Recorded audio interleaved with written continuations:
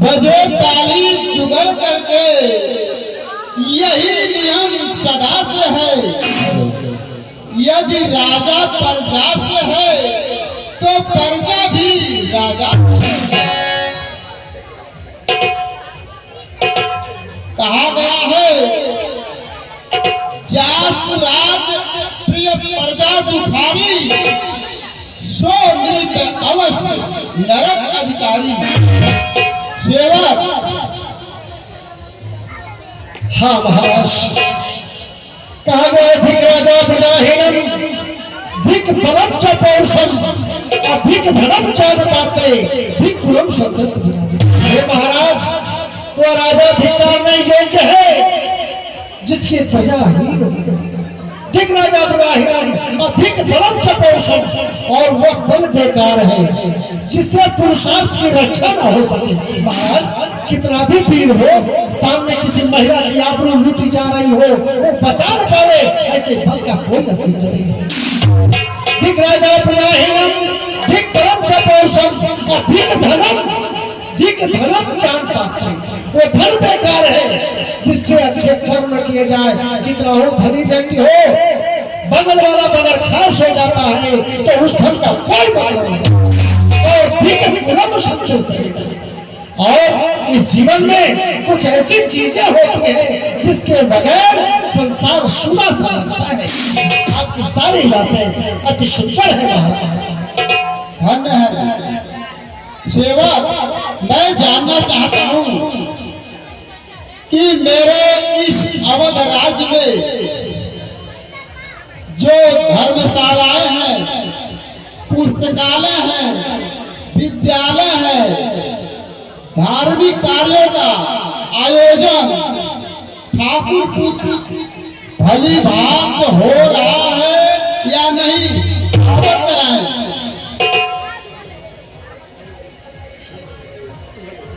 महाराज की जय हो। जय हो, जय हो। महाराज, सुखी है सारी प्रजा, न कोई फरफंद है।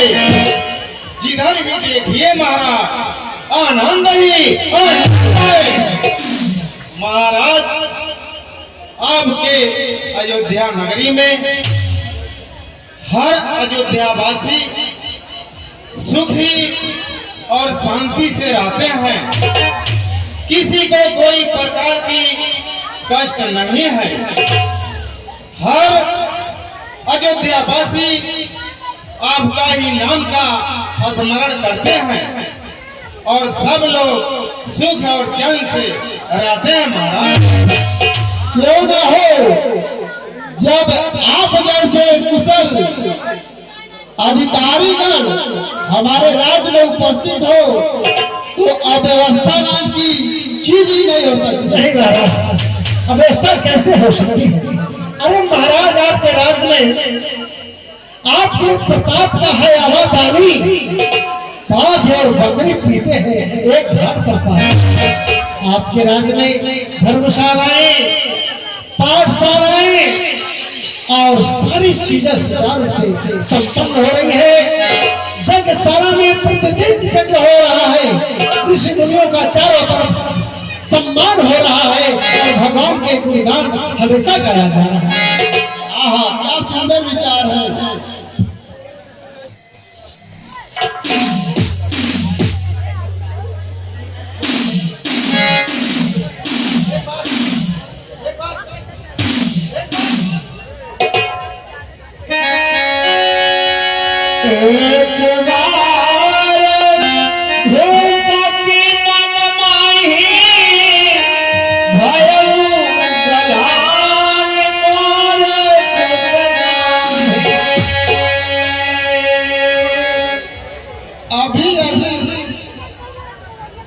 मैंने जिस सिंहासन पर बैठकर इस राज्य के जनता का सुख दुख का जिस बात से हमने अस्वर किया, मैं सोच रहा हूं मेरे जाने के बाद इस राज्य का क्या होगा।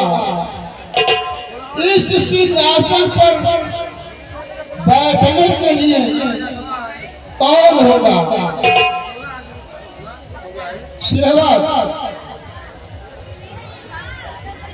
हाँ महाराज, चिंता का विषय तो है, परंतु आपके हाथ में हमारे हाथ में क्या है।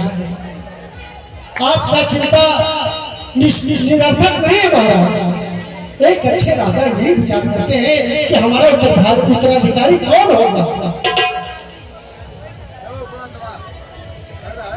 हाँ, यही विचार मेरे मन में, यही गलानी हमें सताई जा रही है कि इस सिंहासन का उत्तराधिकारी कौन होगा।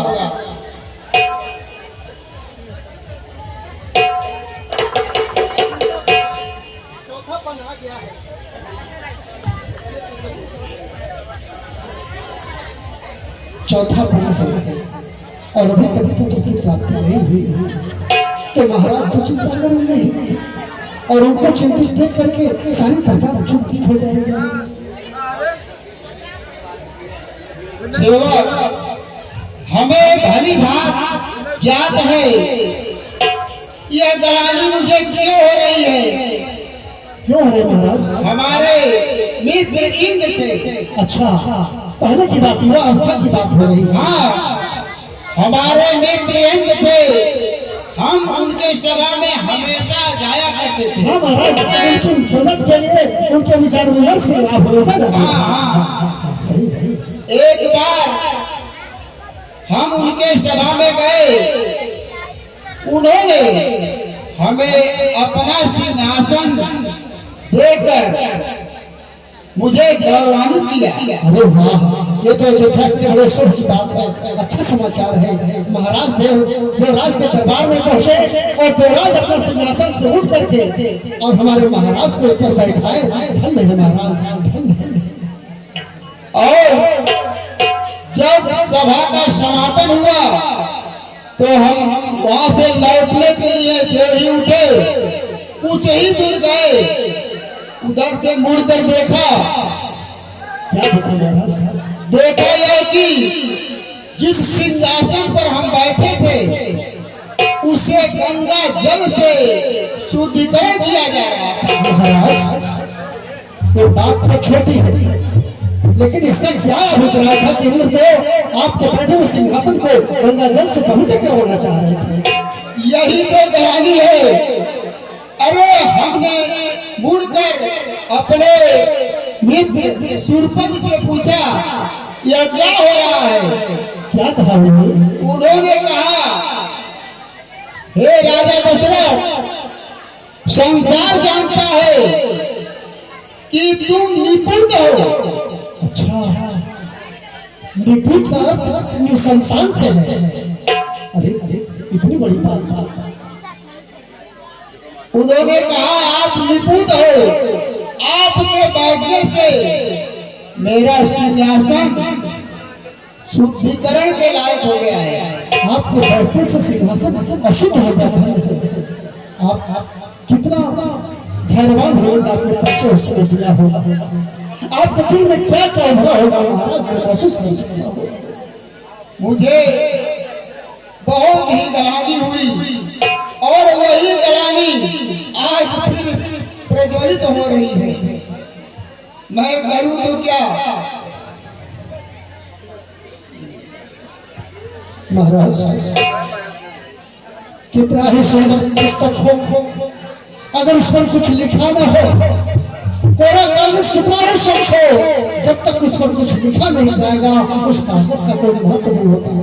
वैसा ही जीवन, इस जीवन में जब तक पुत्र न हो वंश से आगे नहीं चलता है। परंतु महामंत्री जी, आप तो हमेशा से जानते हैं और करते भी रहे हैं। जब इस अयोध्या संकट के दौर में गुजरता है, उसमें क्या होता है आप तो सब जानते हैं। बात से यदि महाराज जी को बताइए। महाराज जी, आपके कोई भी संकट पड़ता है तो आपके संकट टालने के लिए गुरु वशिष्ठ जी ही आपका उपाय बताते हैं। कितनी सुंदर बात महामंत्री जी ने कहा। इसलिए तो गुरु ब्रह्मा गुरु विष्णु गुरु देवो महेश्वर, जिस गुरु साक्षात परब्रह्म तस्मै श्री गुरुवे नमः। महाराज विचार कीजिए महामंत्री जी की बातों पर। अति उत्तम विचार है। क्यों ना अपने परामर्श के लिए श्री गुरु जी के पास प्रस्थान करें। ठीक है महाराज। यह सभा यही स्थगित की जा रही है और हम लोग गुरु के पास चले। अवश्य महाराज। आज महाराज के दिल में ऐसी बातें आ रही है। क्या मेरा जीवन कोरा कागज मेरा ही रहेगा। मेरा जीवन कोरा कागज मेरा ही रहेगा।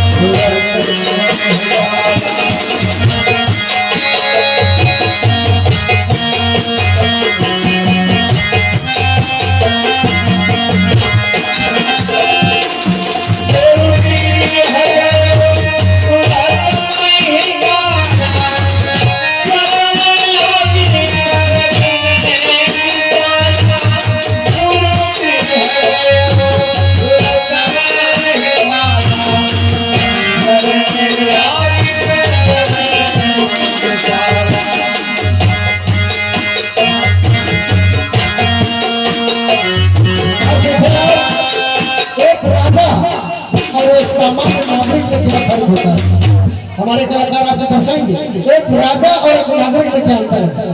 पैर भी छुए अपने दिल की बात भी कहेंगे, आंसू भी गिरेगा, मगर किसी को देखने नहीं देंगे। गुरुदेव जानेंगे और वो जानेंगे। सर्वप्रथम गुरुर ब्रह्मा गुरुर विष्णु गुरुर्देव महेश्वरम गुरु साक्षात परब्रह्म परमेश्वर तस्मै श्री गुरुवे नमः।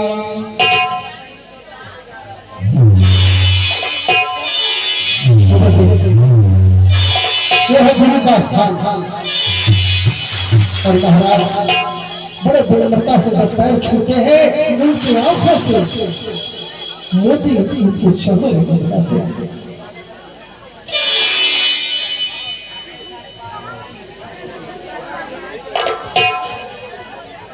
हे राजन, आपका जब जब हमारे वहां आगमन हुआ है, आपने हम विष्णु का आदर सत्कार करने में कोई कमी नहीं छोड़ी। धन्य हो राजन, आप जैसा धर्मात्मा राजा न पहले हुआ न आगे होगा। लेकिन राजन,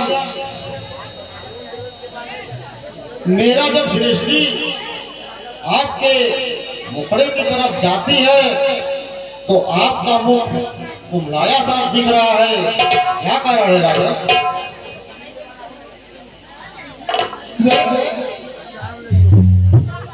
मेरे चिंता का कारण बहुत ही दुखमय है गुरुदेव, बहुत ही दुखमय है गुरुदेव। ये जो जीवन परमात्मा ने हमें दिया है, क्या इसी तरह समाप्त हो जाएगा गुरुदेव? गुरुदेव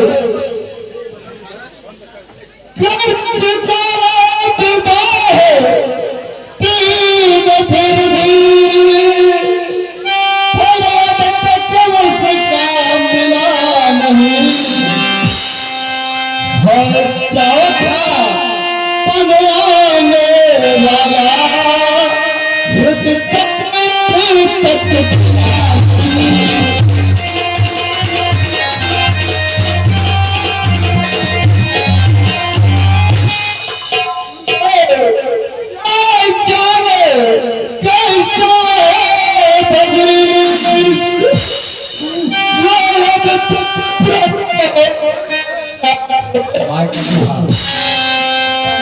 निर्बल होता जाता हूँ उस प्रबल तुझने।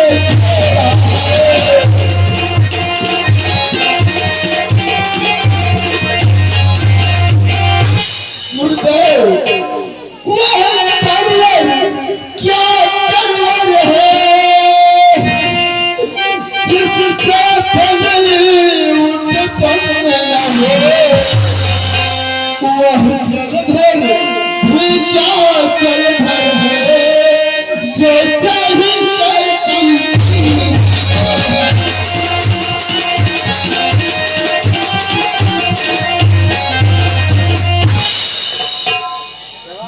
गुरुदेव गुरुदेव उपाय अब है यह चित्त प्रफुल्लित हो जाए।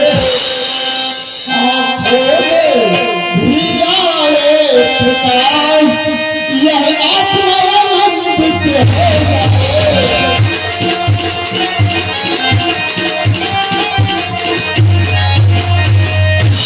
गुरुदेव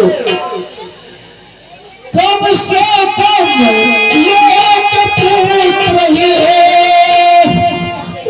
जिससे रघुवंश अपना उतरे को आगे तो नाम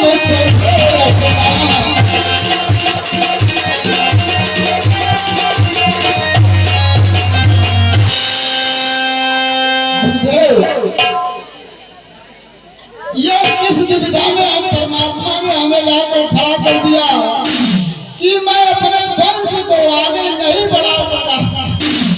कोई उपाय बताए मुझे, कोई उपाय बताते।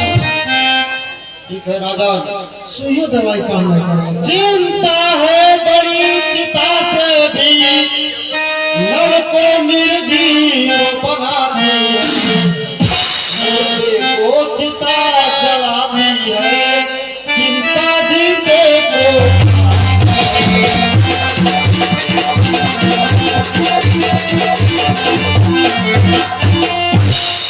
हो जाए कहीं कुपुत्र गृह को शमशान बनाता राजेंद्र व्यर्थ है यह विचार बेटा कब वंश चला।